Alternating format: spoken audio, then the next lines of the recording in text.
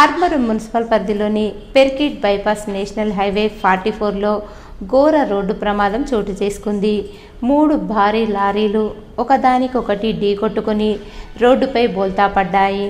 భారీ లారీలు రోడ్డుపై బోల్తా పడి లారీలో గల గ్రానైట్ రోడ్డుపై చిందరవందరగా పడడంతో తీవ్ర ట్రాఫిక్ అంతరాయం ఏర్పడింది. సంఘటనా స్థలానికి చేరుకున్న పోలీసులు ట్రాఫిక్ను మళ్లించారు. నేషనల్ హైవే సిబ్బంది సహకారంతో క్షతగాత్రులను స్థానిక ఆసుపత్రికి తరలించారు.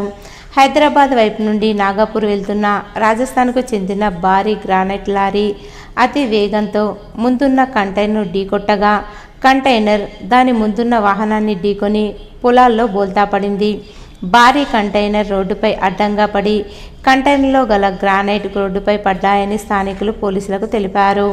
రోడ్డు పూర్తిగా బ్లాక్ అవడంతో పోలీసులు ట్రాఫిక్ అంతరాయం ఏర్పడకుండా బైపాస్ రోడ్డు నుండి పెర్కిట్ చౌరస్తా మీదుగా నిర్మల్ హైవేకు మళ్లించారు.